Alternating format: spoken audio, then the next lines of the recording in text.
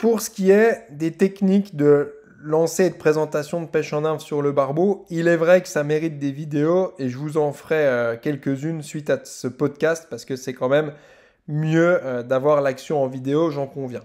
Maintenant, je peux vous en toucher quelques mots pour vous aider. Deux approches du barbeau, hein. C'est simple, c'est primitif, hein. Vous n'allez pas vous amuser à vous placer à des 45 ou 72 degrés. Excusez-moi, on n'est pas dans le pignolage de truite. Là, on est vraiment sur de la pêche efficace avec des poissons qui rentrent. Donc, soit vous les pêchez à amont, soit vous les pêchez à aval, les barbeaux. Soit vous vous tenez à l'aval du barbeau et le barbeau est à votre amont et donc vous le lancez au-dessus de lui, vous le coiffez bien et vous lui proposez la nymphe de cette manière. Ou soit vous vous tenez à l'amont du barbeau et vous lui faites arriver dans sa gueule, la mouche en premier, une nymphe, puisque vous êtes placé à son amont. On va commencer par la pêche en nymphe amont sur le barbeau, c'est-à-dire vous vous tenez derrière le barbeau.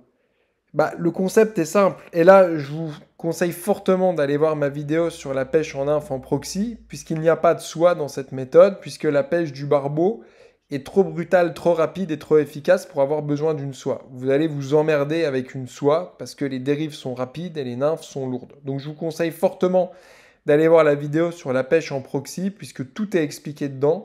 Et c'est la même adaptation sur le barbeau avec une canne plus puissante, à savoir une 11 pieds, soit 6-7, qui est une canne spécifique faite par mon monteur de canne JC Flyrod.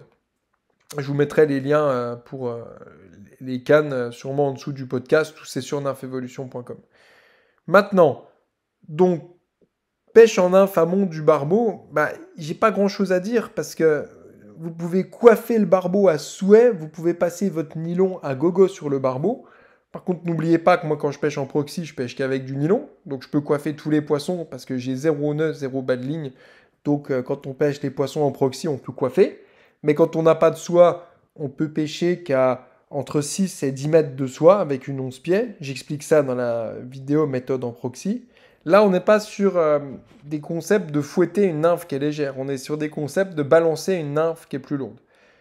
Donc, simplement, si vous connaissez le lestage de votre nymphe dans la veine de courant et que vous posez bien la nymphe à l'amont dans la veine directrice qui emmène sur le barbeau, il n'y a pas de raison que ça ne lui passe pas à côté des moustaches et qu'il décale pour prendre. Voilà le concept de pêche en nymphe amont. Je ne peux pas en dire beaucoup plus à l'oral. Il faudra vraiment que je vous propose des vidéos pour illustrer ça.